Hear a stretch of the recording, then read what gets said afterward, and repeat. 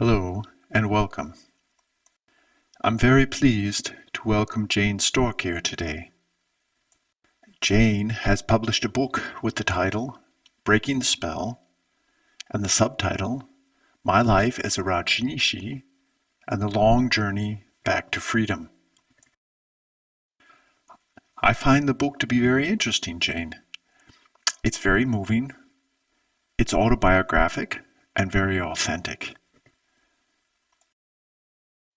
So I'm looking forward to this interview with you today.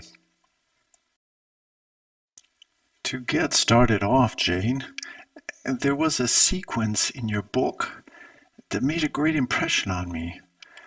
And I would like to shortly mention that and start off with that. It's a story where you are with your husband, Roger, in Australia, and you are, I believe, down under somewhere, camping. At one point during your trip, your husband is approached by the police about something in a motel. Mm-hmm. Mm-hmm. I believe it was a break-in. This situation is extremely emotional for both of you. You are very upset and angry. The policeman wants to arrest your husband, but you develop such an incredible dynamic that you're able to stop him from doing so. That's right.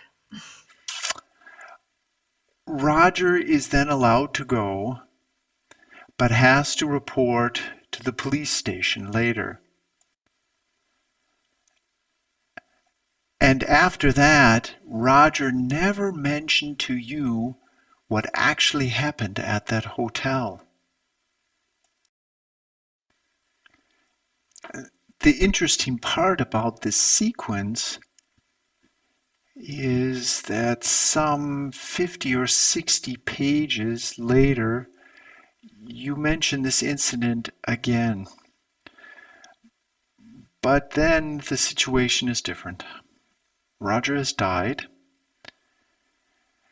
and a friend of his tells you what actually happened back then in the motel. And that really moved me because I think this situation that you described shows what is meant by conditioning. The friend said that Roger actually was at that motel that night and was watching a woman showering through the window. Yes.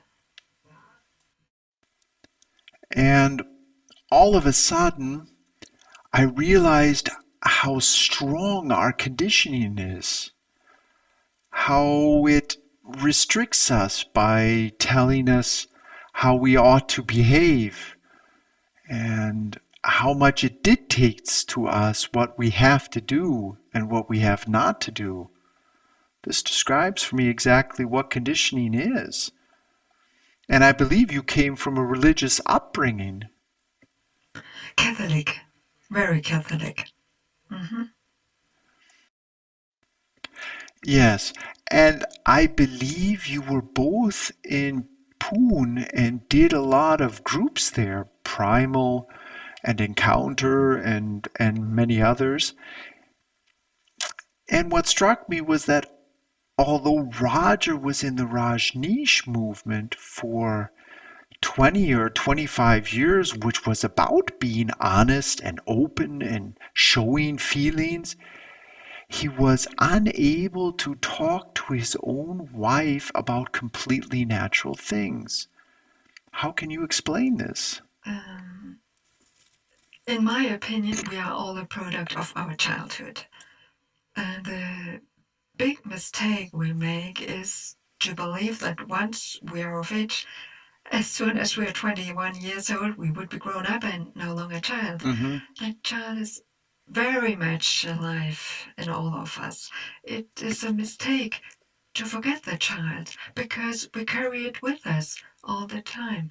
Only by becoming more and more aware of this child, of our conditioning, by really dealing with it, do we actually grow up? I think that's exactly what our job is in life, to grow up. And that's not so easy. You mentioned that in the movement, perhaps you mean Rajneeshee movement, Yes. honesty, openness, and feelings played a crucial role. As an as an as an ideal, that is correct. But in truth, this movement was nothing but a new kind of religion. That would have been the next question. Oh, pardon me. Oh, no problem. But what should I say? Should I say Bhagwan or Osho or? For me, it's always Bhagwan. I don't know the other one. Okay. Um, but was this not Bhagwan's claim to start exactly with this conditioning and give interested seekers the opportunity to break out of their emotional and mental conditioning? I don't think he had any claim, not at all. In my opinion, Bhagwan just did Uh-huh. his thing, and he was not really interested in the welfare of his people. Mm-hmm. It always seemed as if he cared very much about his people, but in fact, that instead of having parents, instead of having God in heaven, one suddenly had Bhagwan. He really mocked parents. God in heaven was worthless, but he was there. And everything that Bhagwan's followers had projected onto the parents, God in heaven, was now projected onto Bhagwan. Mm-hmm. And in my experience, he did nothing against it. He did not wake people up in this regard. On the contrary, he gladly accepted their predictions. Then he played Mm-hmm. the loving God or the dearest daddy, and he never was the bad daddy. Always the dearest dad. Always the dearest dad. And in my opinion, in my experience, he had no interest in the emotional well-being of his people. Aha. Okay, let's go back to the beginning of the book. You grew up in Australia, as far as I can remember, with 4 siblings, with a very loving father who looked well after you. You especially liked to be in nature. There you felt very well. Then I think Rosemary, your older sister, got sick. My oldest sister got sick. And Yes. then you moved to where she was. She was in a hospital. At first she was in a coma. She was in a hospital at the capital city, and the whole family moved there because we all thought she was going to die. Would you say that you had a normal childhood? Until I was 5 years old, yes. Very loving, really great, really excellent. And then you became ill. Did you forget to take your medicine? Right. That was shortly before Rosemary got sick. Yes. But Aha. Rosemary's disease changed everything. She was the oldest of us and was suffering from tuberculosis meningitis, for which there was no remedy at that time. The Aha. doctor said she would die. In the end, she did not die, but she was in hospital for 10 months. This event, the deadly disease, the very long hospital stay completely changed the whole family dynamics. Completely. From that day on, life was different, and it was never the same again. Never again? Never. And then you went on to study at the university where you met your future husband, Roger. Yes, right. And he was studying geology? Right. And as I understand from your book, you were a housewife and a mother. Did you want to live a normal family life with everything that belonged to it back then? Yes, exactly. I always thought you grow up, you fall in love, you marry, have children, and live happily ever after for the rest of your life. Yeah, but then came a time when your marriage was not working properly anymore, which you couldn't explain to yourself. At that point, I believed you looked for psychological counseling or something in that direction. Yes, it was like any new marriage. One could say one always started with a rosy worldview, but was still a child. I have to live life in order to learn. And as the truth became more and more visible, a little bit of disagreement here, a few disagreements there, a lot did not fit together, one becomes somewhat defiant. At that moment, I realized that I needed a professional person to talk to about all these things. And he was a Rajneeshee. No. I went to a state clinic where how to say consultants who were paid by the government, and I thought I would be well taken care of there, but I had no idea that the man was a Rajneeshee. I had no idea. Did you do the dynamic meditation with him for the first time? Yes. With who and breathing and everything that goes along with the dynamic? Yes. Yes. Being unprepared to do such a physically active exercise, that must have been a profound experience for you. Was it shocking for you?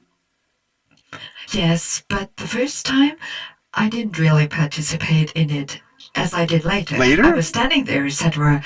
But I was very, very cautious. I was there, but I only really participated later. Yes. And I did not let out feelings at all. How often did you do the dynamic meditation then? Every day? Not at the beginning. I only drove at the weekend with my husband to the meditation center. But after I became Rajneeshee, I did this meditation every day. We had a tool shed in the garden, and there I went every morning with my cassette, hooted and boiled, and everything that went with it for a long time. Didn't you wonder about the intensive feelings that suddenly came out of you?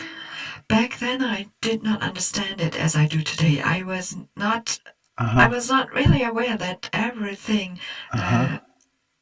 All anger, all that I had always stuffed inside, that I never expressed. Yeah. That's why I mentioned the story about the motel at the beginning. You described this fury, this anger energy very drastically, and it's deeply suppressed in all of us. We experience it now in everyday situations. Yes. We only need to watch the news to see that this expression of this energy is increasing more and more. People are always hectic, more dynamic, and more likely to have a fit of rage and commit an act of violence. However, few people know that we are all conditioned at a very early age to suppress this energy. Nevertheless, it's dormant in us like a wasp's nest. Yes, it isn't accepted, and that's the problem. As a Catholic, I grew up as a Catholic. I was told that anger or simply is bad.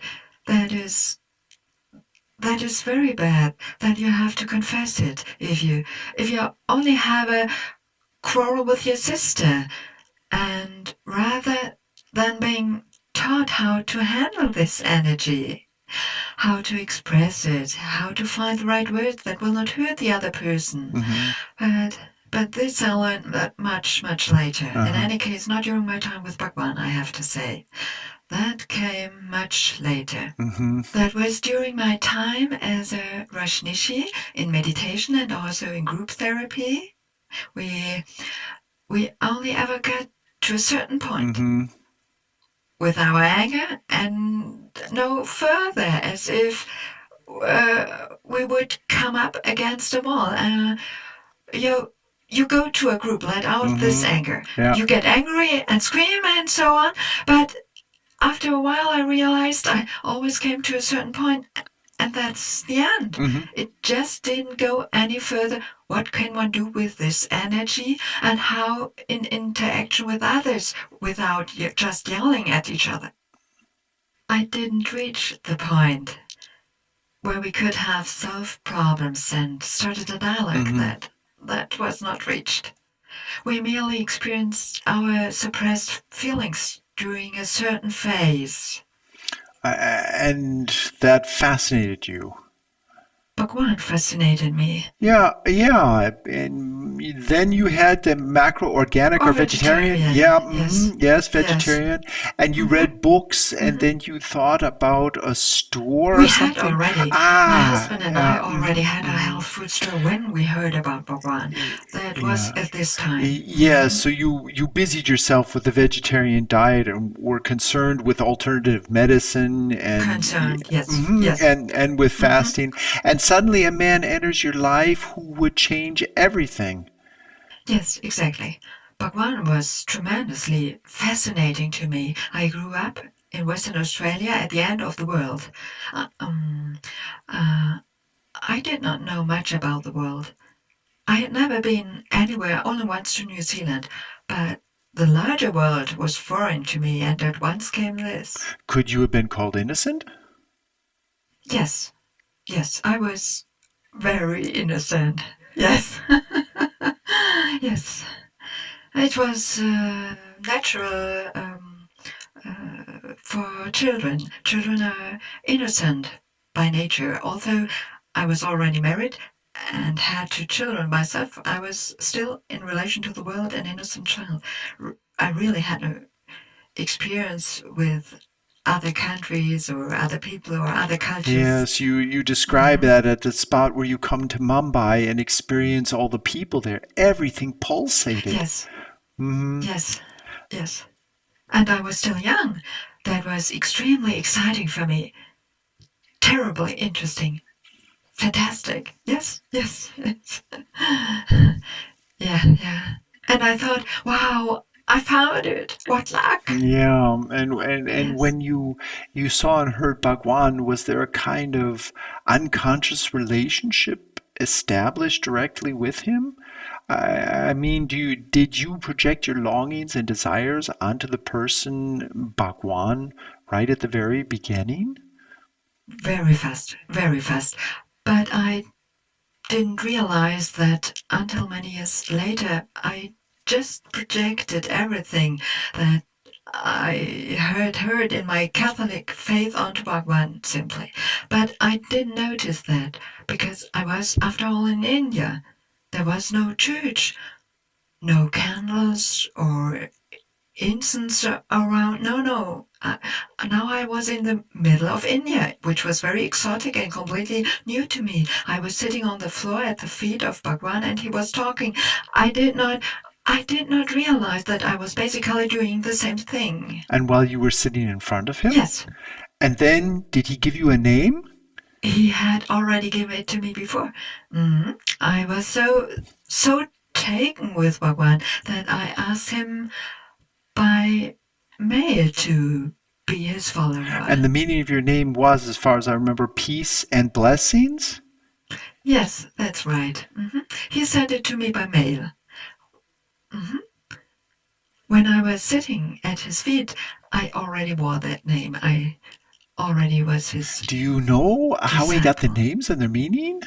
I don't know, but I don't think he thought much about it. No, I'm just claiming that now. But in my opinion, that was the case. You had to send him a picture, and of course you wanted to assume that he looked at this picture and said, here is peace and blessing. but I don't believe it was like that. Something out of thin air. And you wouldn't see yourself now as Shanti and Bhadra. Bhadra. Yes, exactly. And the meanings of the names, I believe, are peace and grace. Yes, grace. Yes. Yes. Yes. And in German. Also, In German, grace also has the yes. meaning mercy. One speaks of grace in German when someone forgives another for something they have No, done. grace also has another meaning. I mean grace. Yes, grace I know. Yes, but grace does not mean mercy. No, grace means more one is blessed. Oh, okay. Yes.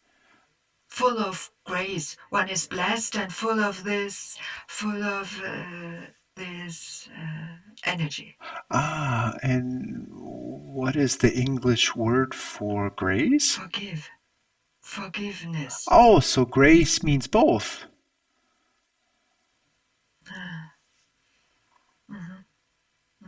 For me, grace means that because it comes from my Catholic past, grace means one is blessed.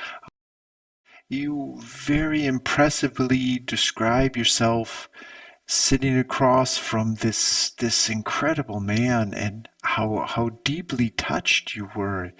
You had tears in your eyes. Did you feel something like that you had never felt before? Yes, Bhagwan was for me the dear Lord in person.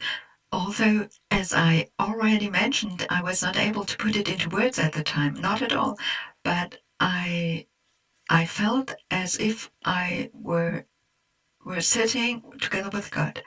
God was not in heaven. He was here on earth. He looked at me and I could also look at him. I was completely swept off my feet, and that was so beautiful.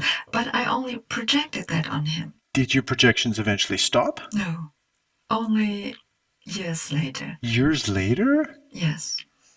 As long as I was with Bhagwan, and I was with him for 9 years. That's a long time. First in his ashram in India, and then in America, in Oregon.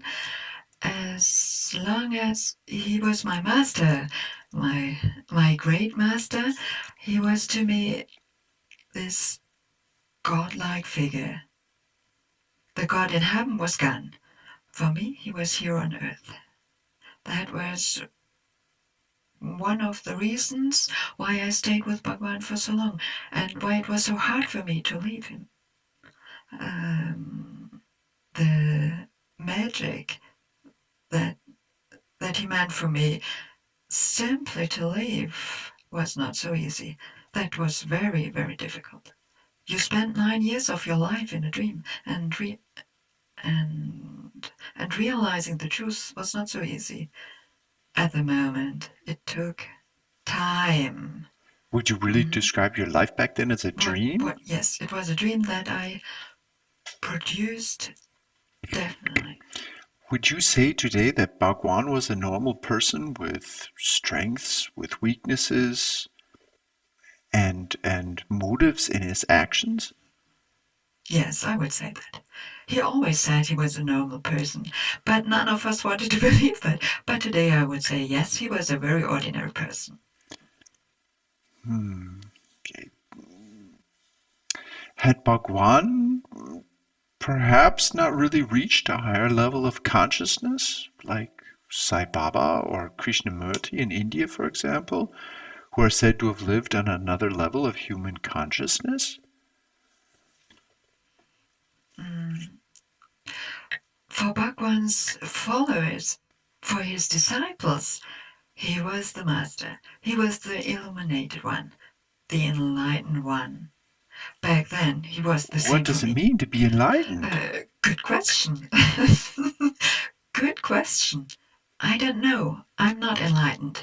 But Bhagwan claimed that he was enlightened, that he had reached the highest possibility of human existence, that he would be one with everything, with this world and with the others.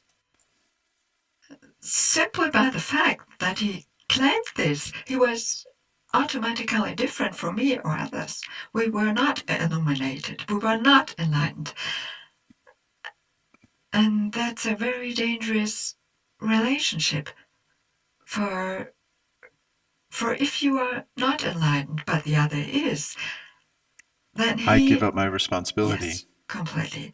Then when the other says, is the truth, that's right, because he knows everything. And this is a situation that easily can lead to manipulation. Mm-hmm. That I'm not saying that there was deliberate manipulation. It is simply the dynamics of that type of relationship. Mm-hmm.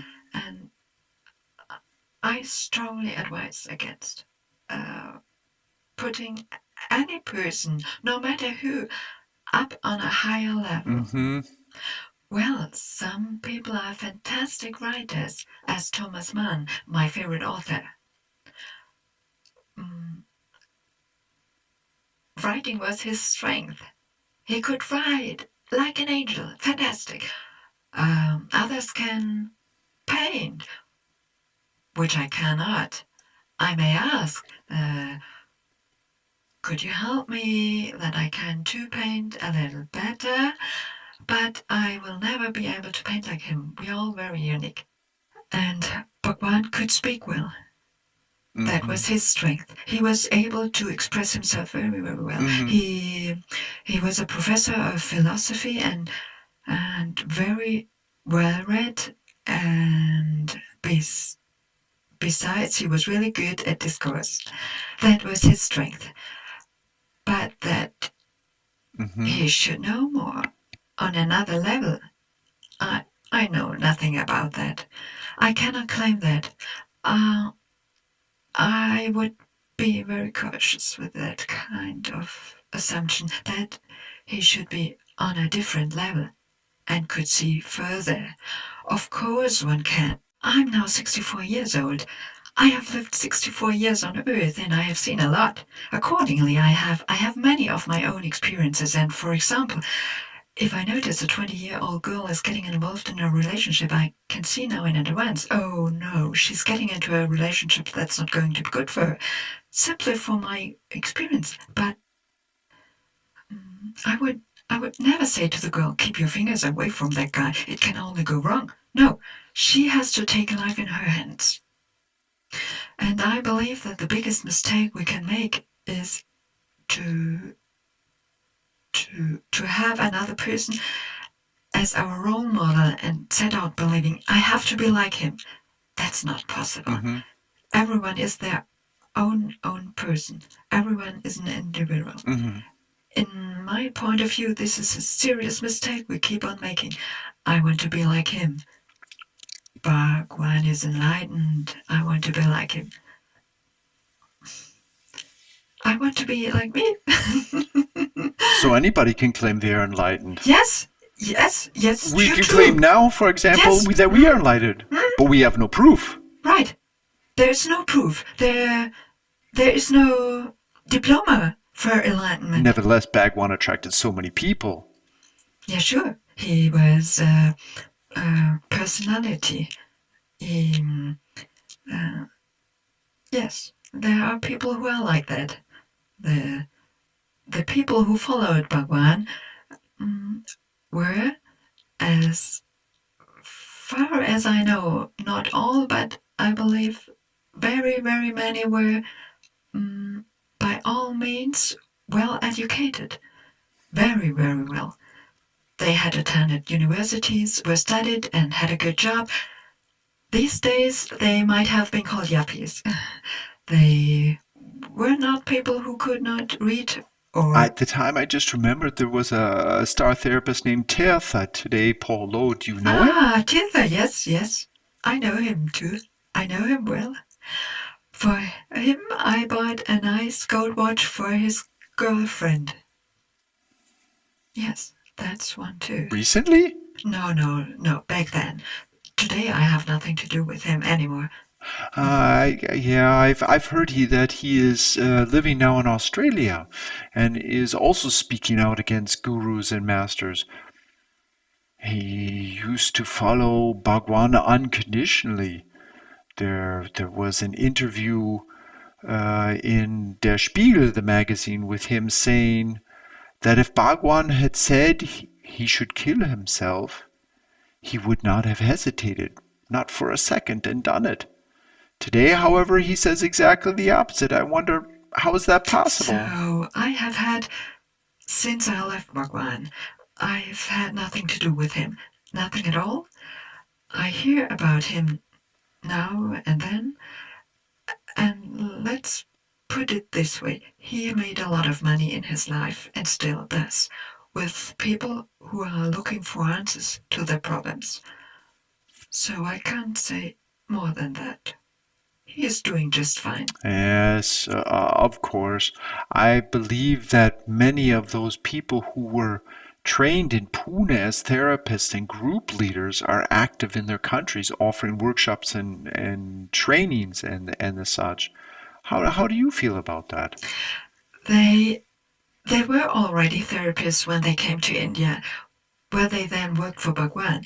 In fact, in both communes, in India and in Oregon later, all sannyasin, all followers of Bhagwan, worked for him, but without receiving any money for it. Bhagwan was the focus of everything, also in therapy. Then his followers worked in vain and Bhagwan lived in luxury. You can say that. However, the luxury in India was somewhat limited, one have to admit honestly. But when he went to America, he had luxury without yes, end. And it happened that some eventually noticed that. After years? I would do the same. Now the people know me. Now I can make my own style and earn my own money. And so it was. Yes. There are a lot of sannyasins who still work as therapists. Some of the ones who I knew back then, I don't know any of them personally anymore. But I think some will be able to help people. Others will just make money. But I don't believe that they help people much. Didn't Tirtha also lead these encounter groups? That was Tirtha, yes. That he was famous for. Yes. Yeah. That's what he was famous for. His encounter groups. When you came to the ashram, as far as I can remember, didn't you start out first with cleaning toilets? Yes, for years I cleaned toilets. If I were to imagine that I go to a community in Germany that is about personal growth, or whatever you want to call it, I arrive there and someone says to me, now go and clean the toilets, and at the same time, I see what the others are doing and how they live, I would shake my head in disbelief and ask myself, what's going on here? Why should I clean toilets? No, in India it was different. It wasn't that the others lived in the lap of luxury. No, in India everything was pretty modest. Everyone worked. The therapists led the groups. That was their job. Others cooked in the cafeteria and others cleaned. And still others worked in the office. I cleaned toilets. That was my job in the first year when I was in India. And later on you worked in the office. Then I was in the office. And I believe you took the group bookings. And the groups were then arranged so that the same number of men and women would be in each group. Did they always pay attention to this so that couples could form? Not us. That was Bhagwan. Bhagwan told the people when they came to him which groups they should visit.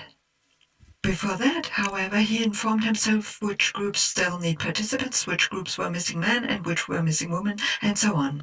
Ah, that's revealing. Yes, that was Bhagwan. Then Bhagwan had all the strings in his hand. Bhagwan was everything was centered around Bhagwan. We were all there because of Bhagwan. And Bhagwan guided everything. And then at some point it was off to America, to Rajneeshpuram. Puram, yes. Didn't Bhagwan have a secretary? What was her name? Sheela? Sheela? Sheela, yeah. And she bought a lot of land in America? 126 square miles. A huge, huge property in the middle of nowhere. And more people should come there? Yes, that was Bhagwan's wish. He had a city in mind for himself, which he also named after himself, Rajneeshpuram. He wanted a city of his own where his people could live without complaint and do what he wanted. And you also went to America? Yes, I was completely. So Bhagwan was my world. Where Bhagwan went, I had to go there too. Then you took your children Kylie and Peter with you. I took my children with me. That was certainly not an easy decision. Or? Oh, that was very, very easy. Bhagwan was my world. He's in America, we all have to go there.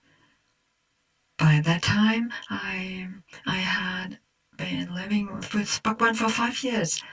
That was not a hard decision. You'd already been 5 years in Pune? 4 years in Pune. 1 year before, I had already become sannyasin, so for 5 years I was Rajneeshee when Bhagwan went to America. And in Pune you participated in everything, all the energy events? All, yes. All, and the darshans in which people sat down and received their names? I wrote my book out of experience. This is all my own experience. Yes, there's quite a lot. There were many people who just visited the ashram, maybe for a month or two. Maybe it was a kind of retreat for them, a cure, if you like. They participated in some groups, meditated, listened to Bhagwan's discourses, and then returned to their normal lives. But I was one of maybe the few who had given up everything to live with Bhagwan. And I took my family with me, my young little family. To Rajneeshpuram? Which part of your book, Breaking the Spell, My Life as a Rajneeshee, and My Long Journey Back to Freedom, which part of the book is, let's say, the most interesting, the most moving, I guess I'd say the most significant for you, and in your view? Maybe the last part. With your son or in court? Oh no, when I left Bhagwan, because when I left Bhagwan, I was still a child. You were still a child? I was still a child. I was 40 years old, but I was still a child. It was only when I separated from Bhagwan, from this godlike figure, from their good father figure, when I separated myself from him, then I first started to grow.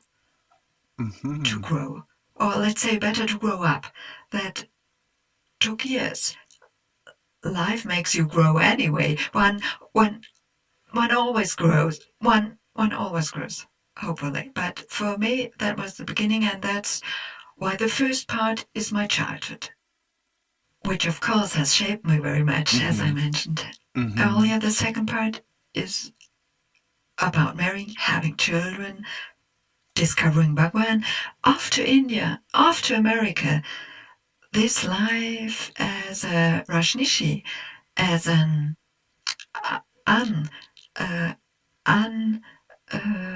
enlightened, unconscious devotee. The third part, however, is the essence for me, because here begins my adulthood. Only then did the real work begin. That's when the work began? Yes. But when you came to America, there was nothing there. Everything had to be built first. I mean, that was work too. Heavy work. Very, very hard work it was. How much? Everyone worked at least 10 to 12 hours for 7 days a week. No holiday, no salary. We all had this dream, Bhagwan's dream, And we did it with enthusiasm, one could say, at least, on the outside. Although I know now that inside questions again and again kept popping up in me, whether this is really the right thing, whether I really want to spend my whole life here in this way. But by and large, I was enthusiastic about it. It was for Bhagwan. I remember that Bhagwan always talked about a mystery school. He called it a mystery school. One cannot grasp a mystery. One does not know exactly what it is. Many people have worked there and built up something, but maybe Bhagwan had something completely different in mind than what finally became visible. Who can know that? Oh, of course, we don't know that. I mean, heaven is also a mystery. Yes, that's right. By that, I mean, as children, we have been taught about heaven, but heaven is a mystery. We were told that if we are good, then we will go to heaven. That's easy to understand. But in life, we encounter so many things that we don't understand. Life itself is its own mystery. The whole life is a mystery. And I'm not a friend of claiming, oh yes, here's something very mysterious, a completely different world that you do not understand. But I understand it. What's that? This goes back to this relationship between master and disciple. You know nothing and I know everything. Well, no. I say that every person knows for themselves. You just have to listen to it. As long as we project that onto someone else and want to know it from someone else, we cannot hear our own voice. But in order to hear your own voice and pay attention to it, you have to take responsibility. Okay, are you talking about something beyond our everyday consciousness that is normally accessible to us? Basically, in my experience, there are simply many things in life that we do not understand. That I do not understand. I mentioned some of them in my book, dreams that I had that told me absolutely clearly what would happen. That comforted me. There's no explanation for that. For example, I have met people in dreams that I did not know at all, but 2 days later they were standing in front of me. You described that your future husband George had a mysterious dream that his future girlfriend was working in a fruit shop. That's true. Yeah, that's his story. Yes, there are so many things we do not understand. That's why I repeat for a second time, life itself is a mystery. It's not only about what we can see and touch. Beyond that, there's much more. But we only get to know this mystery through life itself, by simply living our lives.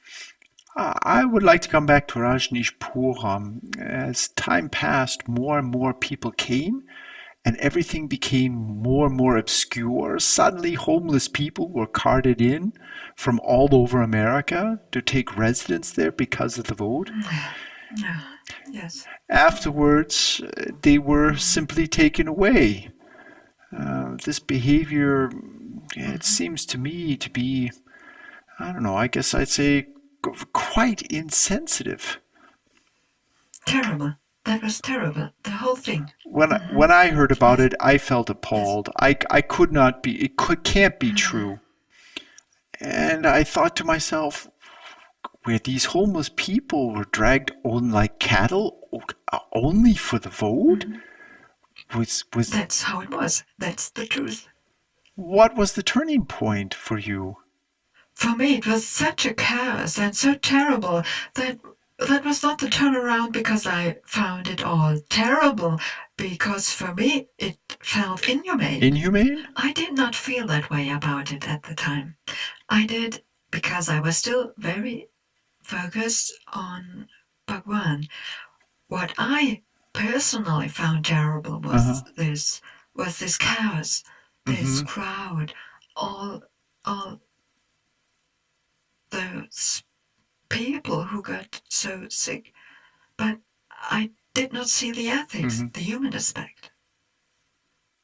That was a very personal matter that anyhow, then I worked very hard and very long days, but all of a sudden I was called out of bed in the middle of the night to soothe someone who had fallen into a psychosis because he no longer had any medication, and that I could not sleep anymore. We all know what that means when a person does not get any sleep or not enough sleep. That was the beginning of a phase for me in which I was really living in. Yeah, Bhagwan attracted a lot of people because he always said he could destroy the ego, obliterate it, or whatever. How do I have to imagine that, destroying the ego or working on the ego? I'm sorry, I don't know. I have no idea. I only know that we all set our hopes on Bhagwan. Bhagwan was our Messiah. He would also pull us out of the mud. He would show us the way to eternal happiness, to egolessness. What that means, I don't know, but it should be an ideal. And he would show us the way there. What this really meant, though, was that eventually we did not even have our own opinion. We did everything for Bhagwan, and everything he said, we did. One day the secretary Sheela informed you that she had a tape on which Bhagwan's doctor, I think his name was Devaraj or Devaraj or Devaraj. Okay, his doctor was talking to Bhagwan about how he could prematurely depart from this life. After which 3 different types of poisons were discussed. This poison was then actually obtained and, as far as I know, buried somewhere in the garden. Right. Then a meeting was called which was about who protects whom. For the reader, at least for me, there was an impression that the doctor from Bhagwan wanted to help Bhagwan to prematurely leave this life, and probably wanted, what was her name? Vivek. Yeah, that's it. I believe that was his girlfriend. He wanted her to go with him into death, and there was something about Sheela and Bhagwan's jewels, where he was afraid that she would steal them from him, and he wanted to keep his image. It was a little bit confusing, and I didn't know what was what. And Bhagwan had unending amounts of money and cars. He had endless wealth. Why should his secretary take jewels away from him? And I don't know how it was planned and then commit some form of attack on her. Can you explain that? It does not have to do with his secretary taking his jewels from him. No, I don't know where you get that from. Nothing like this. It happened like this. Bhagwan was tired of life. He wanted to commit suicide. Yes, he wanted to commit suicide. He had asked his doctor to help him with it. I know that because I heard the conversation between Bhagwan and his doctor on a what's her name? Sheela had positioned a bug in Bhagwan's room. Wiretapped. And where there was an audio bugged it. It was bugged. And this tape I heard. Therefore I can say that with certainty. That was Bhagwan told his doctor to get enough medication for the suicide, for that suicide, enough for 3 people. Only much later, in retrospect, I wondered again and again, why did he need poison for 3 people if he was the one who wanted to die? And that were only my thoughts. Oh, maybe he wants to take Vivek, his girlfriend, and Sheela, his secretary, into death with him, because these 2 women knew everything about him. They knew his weaknesses.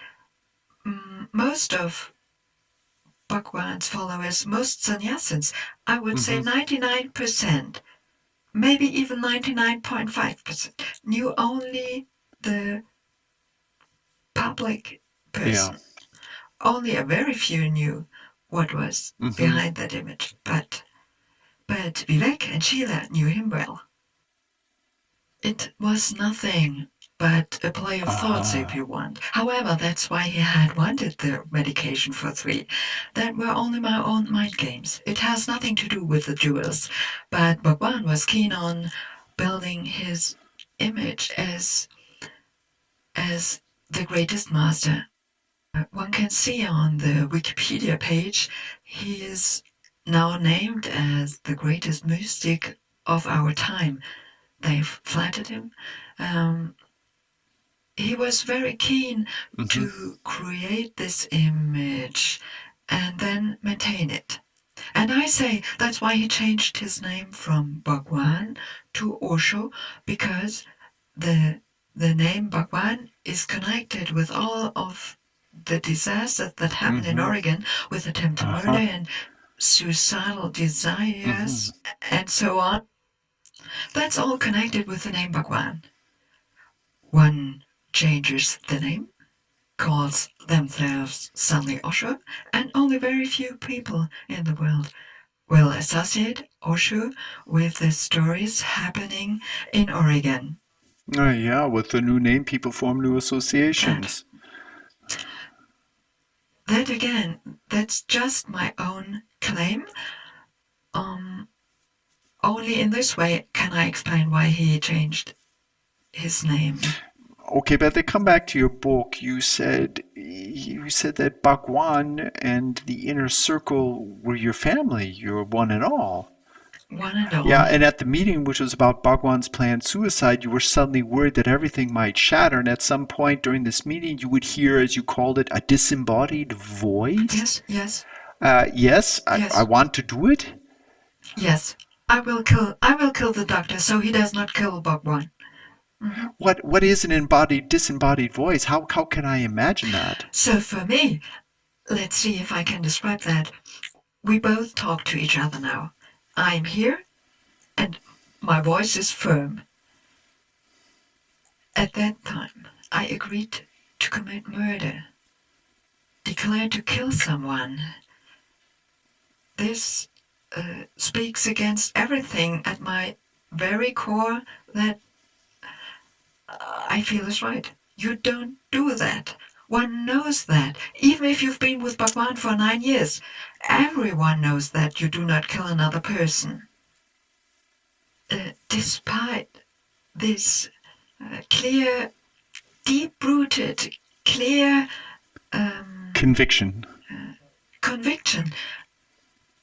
I was able to say, I will kill him. And that was not the same voice as it is today. It seemed to come to me from somewhere outside of myself, yet it was from me. But it was not connected with my whole being, because my whole was subjected to it. No, you do not kill people. You do not. However, in a way, I pushed it aside by force, with an inner force, in order to say, I will do it. From your perspective at the time, what did you want to achieve with your deed? I wanted to save Bhagwan's life. Yeah, but suppose Bhagwan's doctor would have actually died. It would have been possible, let's say, to replace him with someone else. You don't think like that. You don't think at all. I was not a thinking person back then, like today. Of course, it is irrational and clear that my act would have accomplished nothing. After all, Bhagwan could have found a different method. But for me, I was so Bhagwan was my one and only. He was my world. Yes, I believe you. Really? My Yeah, world. but you don't stay with a person for 9 years for no reason. It's like Only being the married. thought- oh, that was much more than a marriage, because it meant salvation for me, if you like. He was my everything. He was my way to heaven, so to speak. Yes. And the thought that he would die was unbearable. No, he's not allowed to die. No. Even if he wants to. He must not die. I need him. He is my master. Who will lead me to heaven then? No. That's completely irrational. But the whole thing is irrational. Yes, absolutely. So sometimes while writing this book, I felt so ashamed, and I shook my head 1,000 times. How could you be so headless? And not only headless, but also so violent. Today it is an abomination for me to even think that it was me, but that was me then. Yeah, that's why I said it's really a very interesting book and very moving. I mean, nobody can make up something like that. Everything in there is very open, and of course, a lot of questions come up, but alone for you to say, I wanted to do that. I mean, for me, I say that really requires a lot of courage to be able to stand up and to do that. You know, it's. You mean a lot of courage was necessary to consent to do it? Well, both. On the one hand, you No. declare yourself ready to commit such an act, and on the other hand, you admit your act in front of kind of like an open confession in public and say, yes, I wanted to do it. No. Okay. Yes. It was so, that was so important for me. Always to be honest. It was very important for me. I have learned through my life to look at things honestly and to truly deal with the world. And that's essential to me. That yes, maybe it's courage, but I have to be honest now, and even if it speaks in a way against me. For me, this is very courageous to explain openly and admit in public without regard for losses. That's how it was. I wanted to commit murder. That takes a lot of courage, and of that I'm 100% sure. Let's come back again to the situation in your meeting. You heard this disembodied voice and said, yes, I want to do that to protect Bhagwan's life. Yes, exactly. The plan was then for you to give the doctor an injection on the Master Day celebration. And then you thought, I'll do it with an injection and I just have to stick it in. Where did you give him the injection, if I may ask? In his buttocks. He was sitting there, and I just stabbed him. And before that, Sheela's nurse showed you how to do it? She's not mentioned in the book. Does that have a reason? Yes, she expressly asked me not to. I only mentioned the names of the people who agreed to it. Okay. I noticed that. I see. Yes. Satvidya is a name that often comes up. Yes, that's okay. Or another name that just occurred to me, High Priest. Who is High Priest? Tirtha. That's the High Priest. That's interesting. Tirtha was called the High Priest? No, I called him that. Okay, all right. But then let's come back to the situation with the syringe. The nurse came and said, okay, so you're going to do it. Here's the syringe, and you do it like this. And you didn't know what was in the syringe. Yes, I knew that. And the nurse made me understand that it will kill the man. Ah, okay, so you knew that. Yes.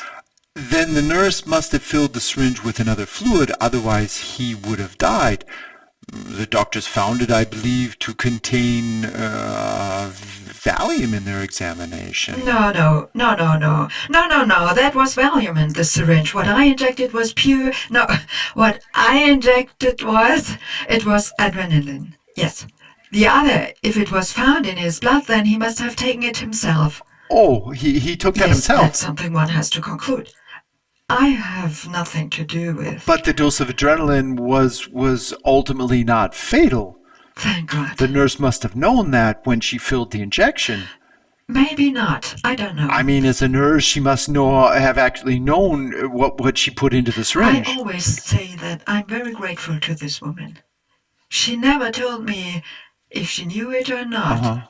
But I'm grateful to her because she could just as well have put something very poisonous and deadly into the syringe. But you have to assume that she also did not want to be involved in a murder. And the secretary, Sheela, how did she see the whole thing? Was she informed? Did she know? That would never have happened without Sheela. Sheela's approval. She was informed. She of knew. Course, Yeah. none. I see. None of us acted single-handedly. Okay. And Sheela, for her part, she got her orders from Bhagwan, or did she give herself orders? In this case, Bhagwan did not know about it. Nothing? No.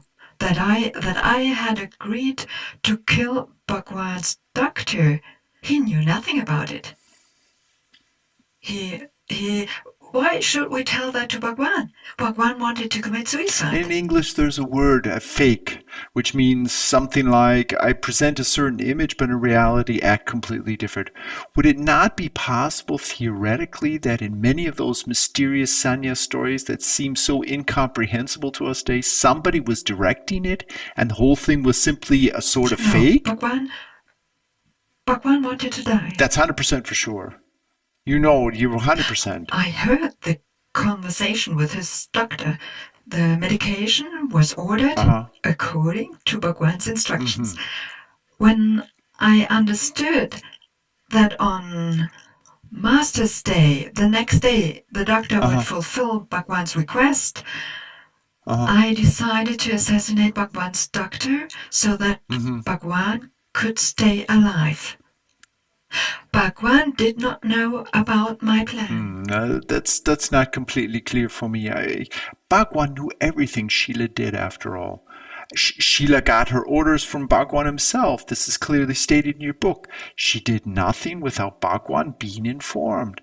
Additionally, the conversation between Bhagwan and his doctor mysteriously appears.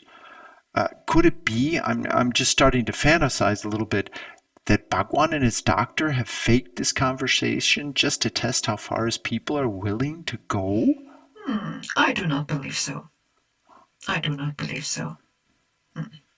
He had no interest in his people. Not in the least. In the end, he flew off in his private jet and left all in a mess. Left behind. 4,000 people lived in Rajneeshpuram when I left. Many lost all their belongings. Lost. And he just took off in his jet. He took his jewels and everything with him. He cared nothing about his humans, about his people. What I did not interest him in the least. Not at all. No. No, that's what I'm assuming. Otherwise, you would have hardly behaved like that. We all know stories of people who go to monasteries for this. They have to give away their entire belongings, steps that seems completely normal in this context. You certainly became a kind of monastic community. The only question is what was done with the assets. Apparently, one person gave everything and took everything away with the others. This is documented. Yes. I don't want to go into the details now, which is almost everyone knows. I'm much more interested in what happened behind the scenes. You mentioned that Sheela acted on behalf of Bhagwan. Yes, Yes. Sheela, for her part, is I would anticipate it, also look for persons who would carry out her instructions. Mm-hmm. How exactly did Mm-hmm. that happen, and when? That, that started with Bhagwan. He talked to Sheela in person. Sheela then talked to several other people. She distributed the orders in a way that everything he wanted to have would happen. Yes. But certainly Uh-huh. he knew nothing about the story with his doctor and his wish to commit suicide. He for sure did not know. Okay. Only those who say, even today, that he was like God and knew everything because he could Mm, see everything, but I mm, do not believe. He wasn't the dear Lord. mm. This guru master figure, which is idolized by many, and others which have come and, so to say, imitated him, gets very little credibility in the book. The impression is made that these people are not what they claim to be. Bhagwan is not enlightened. Others are not enlightened. They're pretending something, but that was never assumed. On the contrary, they said that this person had reached us, or this other people have reached a certain level of consciousness. We certainly will not be exaggerating if we assume that thousands have become infected with the Bhagwan virus. They have passed on his philosophy and ideology to others, who in turn may have contributed to an even wider spreading of his mindset. Maybe the whole society has been infected and infiltrated, and we haven't noticed it. So it's not really good to put gurus or masters on a pedestal and just give up our responsibility. I don't know how widespread do you think this attitude is? That applies not only to gurus but also to politicians. They too are put up on our podium. Just look what's going on. It is inhumane to expect that Yeah, one yeah, human being to save the yeah, world. Let's yeah. save ourselves, sort out Mm-hmm, our own little world. mm-hmm, Maybe we'll be able to get mm-hmm. our family in order, but nobody can save the world. I thought I could. No, that's right. But taking responsibility for oneself is, of course, difficult as long as we don't realize that we have been programmed mentally and emotionally. Some Catholics, some Buddhists, other Hindus, or whatever religion. Everyone is trapped in their own way, in their own belief system, and eventually we're all shaped by our social environment. I'm convinced humans are good by Yes. nature. However, we're all Yes. crippled by our conditioning.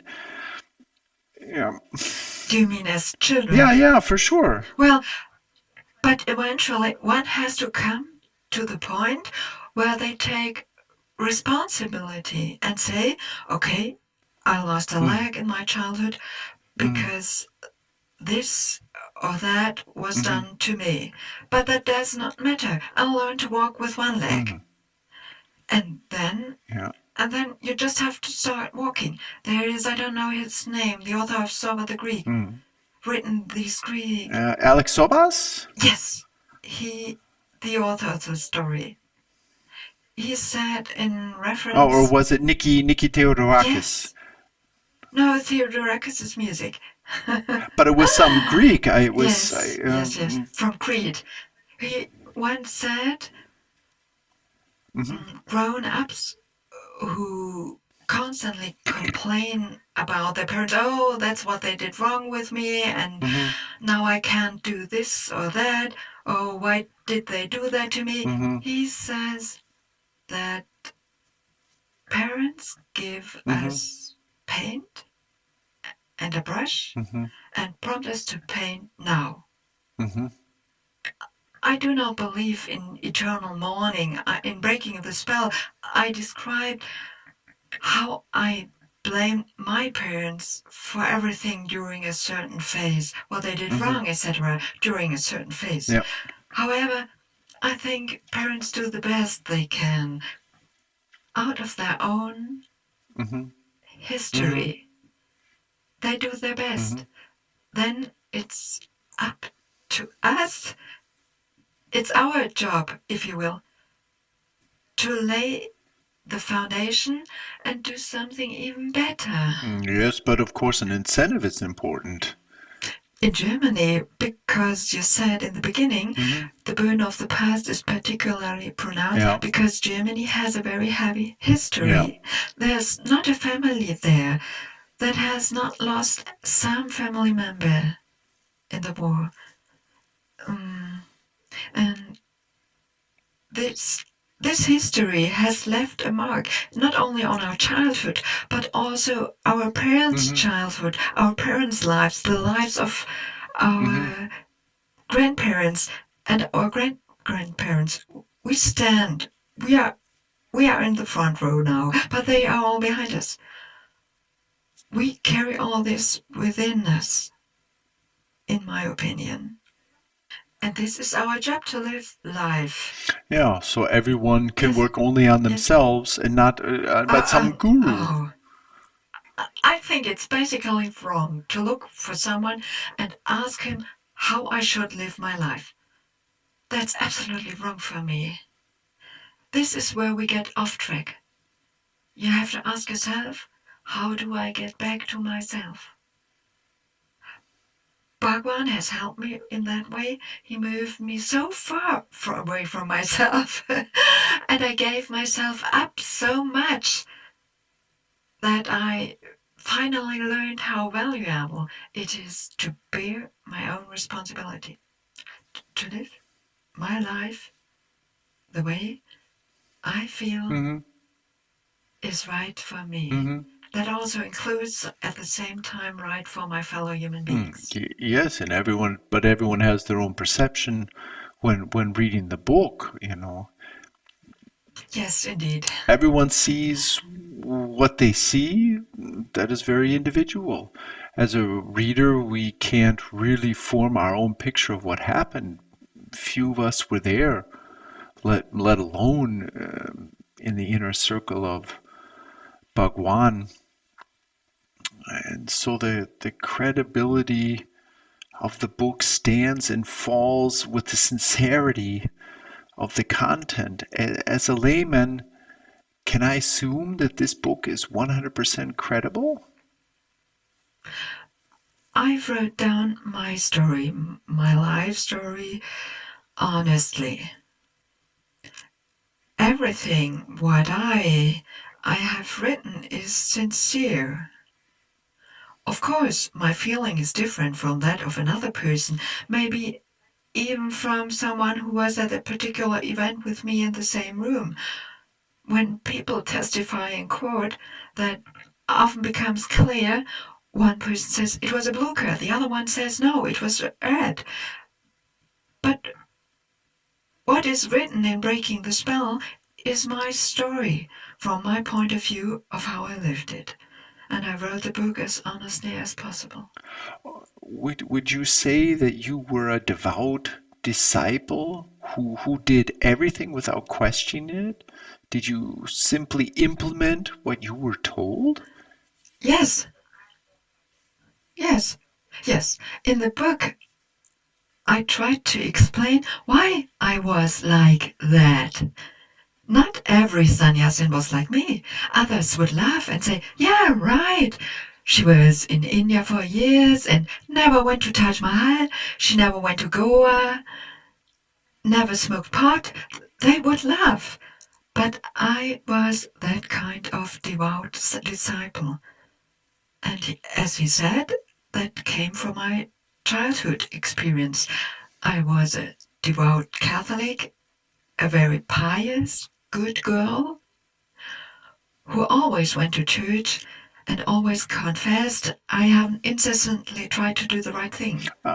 Who were you chosen by for the position you held at Rajneeshpuram? Just by Sheela. Sheela received instructions from Bhagwan to select you? No, such things not. She chose me and then told Bhagwan. Or if she was unsure, she might have asked him. I think Shanti Bhadra would be good for this and that. What do you think? Is that okay? Perhaps. But many things for such positions, she just picked the people and said, you have to do so, and then informed him. I would be extremely interested in hearing what exactly happened after you injected the doctor with a syringe. Did he notice it? Certainly. And then see you with the syringe in your hand? I mean, how did it happen? I do not know if he saw anything. He certainly noticed something. But he immediately got a tremendous shock. I can't say what he felt. Mm-hmm. However, I can say with certainty that he suffered a tremendous shock. And then everything went just as usual. For 6 weeks, Bhagwan knew about it and did not say anything. No. He didn't say anything. Okay. And then came the World Press Conference. I believe in August 1985, Bhagwan had broken his long silence. And I believe Sheela was still there. Yes. Mm-hmm. After the World Press Conference had finished, I believe a week later in September, Sheela left Rajneeshpuram. In September. I don't know the date exactly, so September. All the journalists were still there. They were still there. They hadn't left. This too I cannot say. I don't know. You left together then with Sheela? Yes. So Sheela went first. In the days that followed, a few others and I left Rajneeshpuram. That was a big media hype here in Germany. Naturally, when Bhagwan, as soon as Bhagwan realized that not only Sheela had left, but many others who had taken responsibility for the community, when he recognized it's not an individual case, catastrophe was imminent. Because if we just could leave him, now everyone could go. Then he began to blame us publicly for attempting to assassinate his doctor and for all sorts of things. Yeah. And some accusations were based on the truth, but a lot, much more were simply fictitious. Simply fictitious? Much of what he said was only to convince his people of they shouldn't want to have anything to do with us anymore. We were barbarians. We were the worst. Yes. A friend of mine told me that he had heard in, I believe it was 1986, 86 or 87, that Bhagwan publicly stated in a press conference, publicly, that Sheela, this secretary, would have died for him. So much did Sheela, love him. How does that fit in with all the accusations? Well, Bhagwan said a lot of things. He said a lot of things. Recently, I was in Australia because of the book, and out of a sudden, I received requests from various media in Western Australia. They wanted to know if the community was actually supposed to be resettled back then from Oregon to Western Australia. I didn't know what they were talking about. Finally, it turned out that an Australian journalist flew to Oregon in 1984 and personally interviewed Bhagwan. In that interview, Bhagwan said the commune was going to be relocated from Oregon to Western Australia. You see, Bhagwan said a lot. He said a lot, but he also remained silent about a lot. Towards the end, he should have not said anything for Rajneeshpuram for 3 years. Yes, I believe he was just tired of the everyday talk and everything else. I think it was annoying for him, but I don't know. We were told that we had now come so far in this mystery that we could sit with him in peace, in silence. It was a nice talk.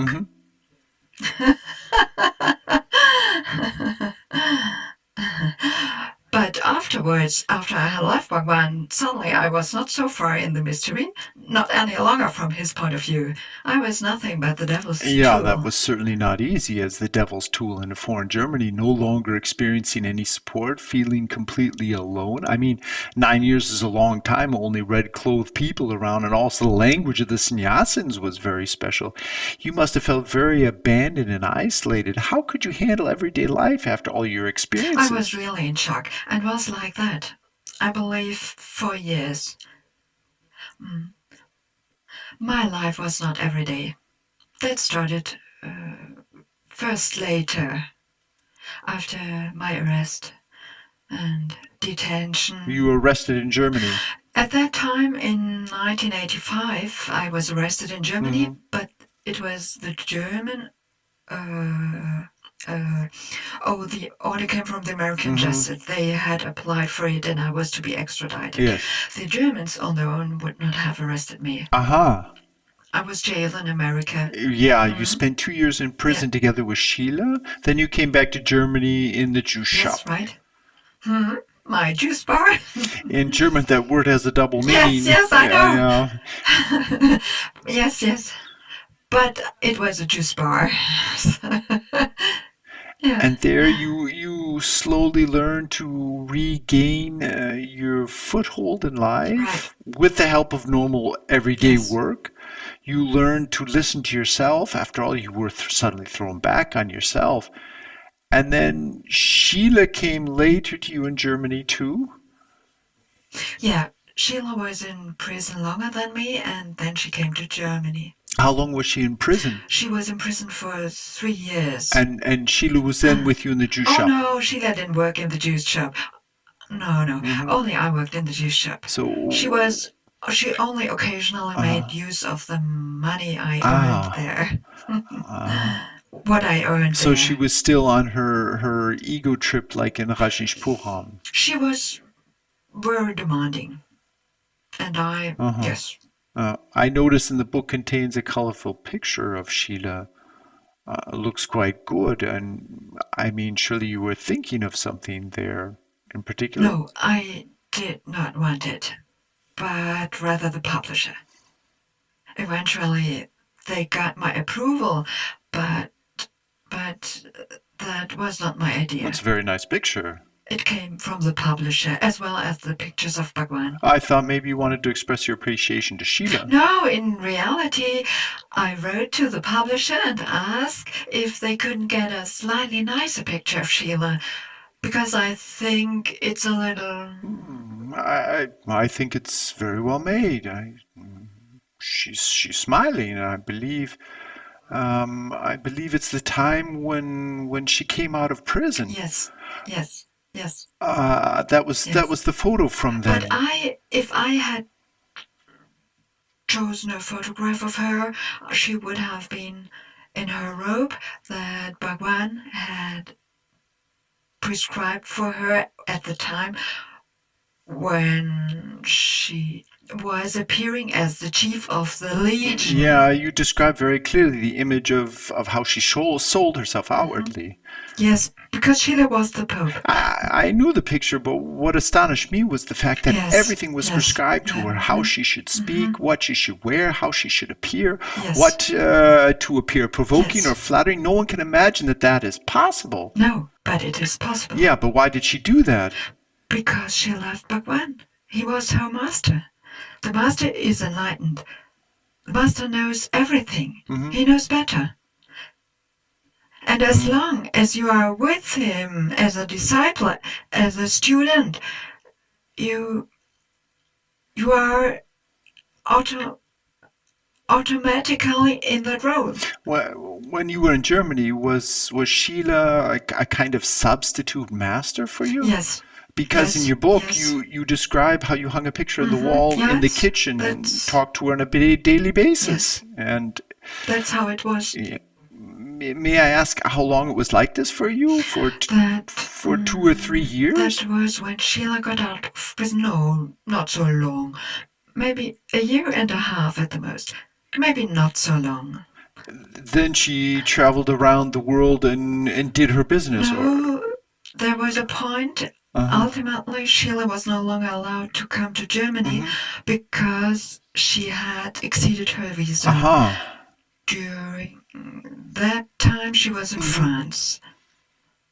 So there was a distance, physical distance, and I was finally ready, and I got my feet on the ground again. Without her. Without her, Yes. yeah. And then came the day I went to her in France, and I told her that our friendship was over now. Yeah, and you spent a lot of time together, experienced a lot together, and now you don't have any contact anymore? No, I don't want it either. But nonetheless, I would like to say that I'm also grateful to Sheela. My friendship with her was admittedly very expensive. I paid very dearly for it. But because of my friendship with Sheela, I got a glimpse behind the scenes. Besides, it was also Sheela's decision to leave Bhagwan, which gave me the permission to leave Bhagwan as well. And from today's perspective, that was a very important step for me to leave Bhagwan, because it was my first step towards growing up. And that was certainly very hard work for you. Your book is not without reason subtitled The Long Journey Back to Freedom, and not The Journey Back to Freedom. It was long. Very long. I left Bhagwan in 1985, and it was not only 3 years ago that I achieved my freedom in every respect. In other words, physical and spiritual freedom in the end. That took a long time.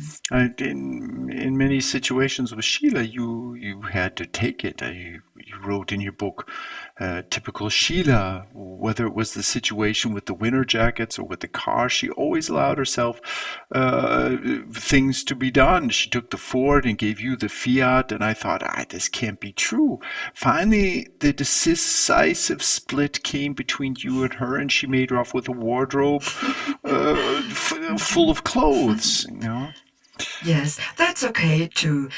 As long as I'm free, that's fine. She can do whatever she wants to. I have nothing against it. Only I do not want to take part anymore. Yeah.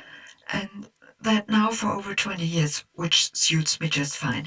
But that she enjoys her life is all right for me.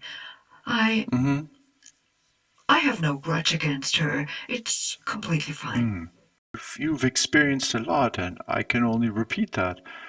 But what moved you to write down your story after almost 30 years? Before that, I was not free. The story had to reach an end. Every story has to come to a conclusion, and mine was not over yet. It was a long story, and the conclusion came when I got my physical freedom. So you had to go to court in America. I couldn't leave Germany for 16 years. Only in Germany I was safe and protected. Just 3 years ago, I got my freedom back. Now, finally, I was able to write the story. And after your son became deathly ill, the inner pressure grew in you to leave Germany in order to visit him. Did this inner pressure finally lead you to your daring decision? Now I'm going to go through this. I'm going to America. It doesn't matter, cost what it will. I will trust in whatever in life, or... I trust in life. That's how it was for me.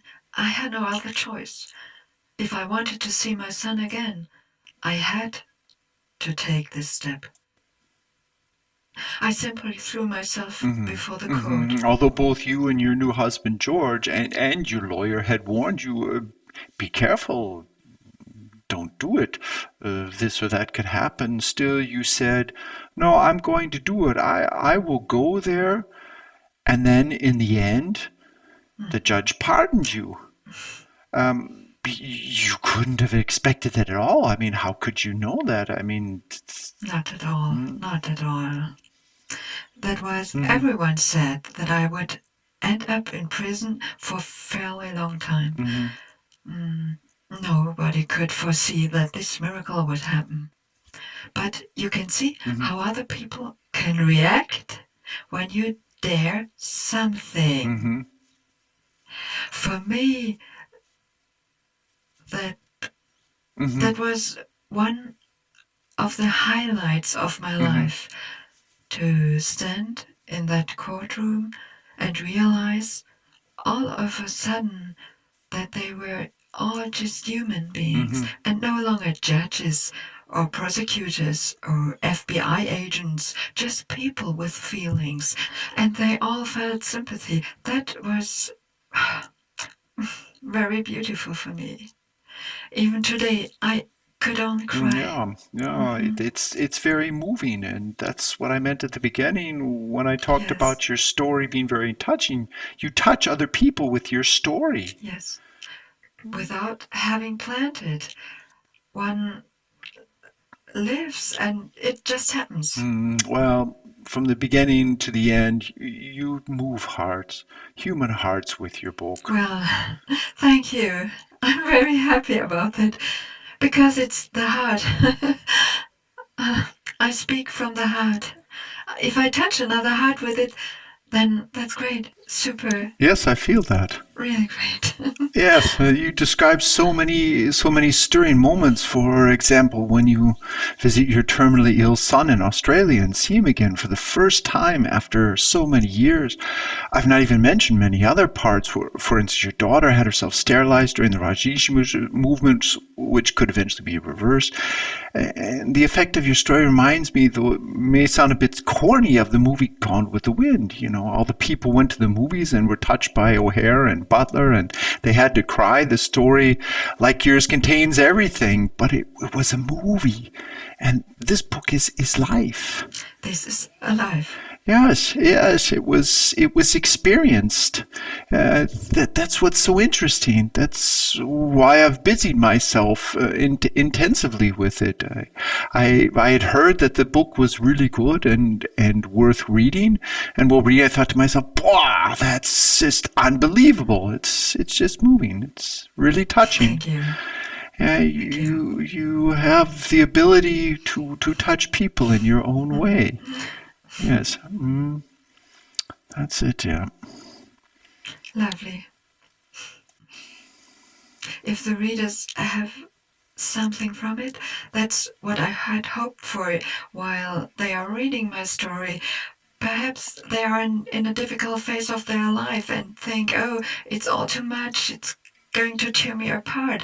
But then when they read the book and notice, no, I simply have to go on.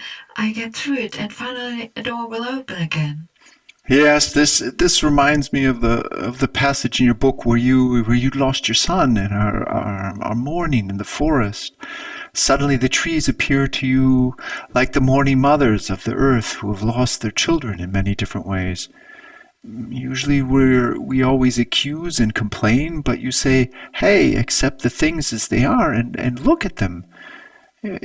Is fitting as the English saying, choice creates reality. If you make a wrong choice, then of course I have the wrong reality. Yes, but that does not mean that everything is lost. At some point you can realize, here I am wrong, and then take another path. Yes, but you absolutely could not know how your story would end. Impossible. You lived it. I believe in Hindi they call that gatha, a story. Yes. Yes, gatha. A story? No, not the English story. In Hindi, there's gatha. Gatha. Yes. Yeah. Okay, I'm sure it's called. I would call your story. You experienced gatha. That is how I would describe your book. Our stories are all divine stories. That's fascinating. We could talk for hours. I can only say that the book is absolutely worth reading. I would recommend it to anyone who just wants to take a bit of responsibility for themselves and say, hey, Jane has a lot to say. She's experienced a lot, and what she has to say is is completely authentic and very touching. And yes, it's like this, Thank you. That's how I feel about it. And if Bhagwan was actually living his trip, and who cares? I mean, he's died anyway. Yeah, we have to live on and enjoy a nice meal, go for a walk, and see what comes afterwards. We're still here. Yeah. Yes, live life. Take it as it is, and make the best out of it. Yeah, that's exactly what I take from your book. Yeah. Well, I'm very happy. Hey, accept your destiny and live. Well, you could have suffered a lot. You have suffered a lot. When I think of your sister Rosemary, who died in 1981. Right. Yeah. Then your husband at 61, and finally your son, and you had to endure all this pain. No one or only a few people were with you. You had to go through everything, and you had to feel it. And how often do people in similar situations run somewhere and quickly seek professional help and problem solvers? But you just sit down and say, "Hey, I did that. I experienced it. I've digested it, and well, again, now it's round." Yeah. Yes. Now it's round. Do you believe that it was meant for you to experience all this from birth? What do you think about this? Yeah. Well, I don't know, but it just came as it has come. Yeah, it could have been fate. I mean, earlier you mentioned dreams and spoke of other levels. That's part of the mystery. Yes, I cannot comment on that. No. It is too mysterious. The moving thing about it is that all your experiences will always touch something in others, 100 years as well as 200, 300, 500 years. I can't explain it, but I notice that your bone touches something, and I can't find the words. I can't find the words for it to describe it. It's moving. It has a certain feeling. Yes, that's That's a mystery. Yeah, I understand that. At the end, you're back in Australia, in order to say goodbye to your terminally son Peter, who had a brain tumor, and yes, brain tumor. You bowed down before him and let him go, your son. Peter helped me a lot there in every respect. Yes, he helped me a lot, Peter. He was a very, very, very noble. What's noble in German? Noble person. He was a very noble person, and he really helped me to really accept it. Even before that, he'd had several diseases, venereal disease and genital herpes, and he was. Herpes. His testicles were swollen, and he'd always had trouble with that during the sannyas times, and. A lot was experienced with the free use of sexuality. That's the other side of the coin that you don't hear much about. You only hear about free sex, but yeah, that's what you say. It's all in the book, and everybody has their imagination, and it's like that, and so. Wow, very good, yeah. As I said, I'm absolutely impressed. I read it straight through, even though English is not my mother tongue, but it packed me so. I thought, now you have to read the book and just take it in. And I deliberately ignored what I've picked up about here and there and knew about sannyas. I wanted to let the book affect me as unbiased as possible, and and so that was how I read it, and it touched me. Yes. Fine. Yes, I understand. Yes. And I'm convinced that your book will be a great success, and that it will be translated and filmed. Slowly, I realized that the book has now taken on a life of its own. Yes, Yeah. yes, Yes. it stands out clearly in any case. It's simply different, and many years ago, I had the possibility to read a book from Sheela. She'd brought out a book, but her book was completely different than yours. I And did not read it, but I already know what's inside. yeah, that was completely different. And she also told stories, but but they felt different. I think she's always been a power woman who wanted to live her power, and Yes. that's what she did. And a lot of people who gave up their belongings did so because they wanted to be with Bhagwan. And for her part, Sheila seems to have been, Yes. yeah, kind of on her own trip. Yes, and I believe Sheila had, Uh, in my opinion, Sheila also invested a great deal. mm-hmm, And this mm-hmm. betrayal that Bhagwan committed against her has been quite heavy. Quite heavy. You mean so that she had to go to jail, in this sense, and something like this? Mm. Um,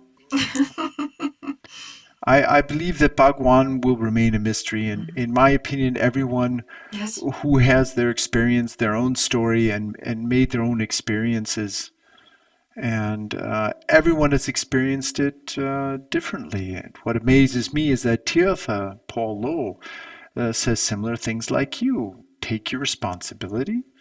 Do not run after any guru or master. They just want to take advantage of you. They want to take your money. That's what he's preaching right now. And I don't know if it is a famous German who once said, who was it? There are people who preach water, but secretly they drink wine.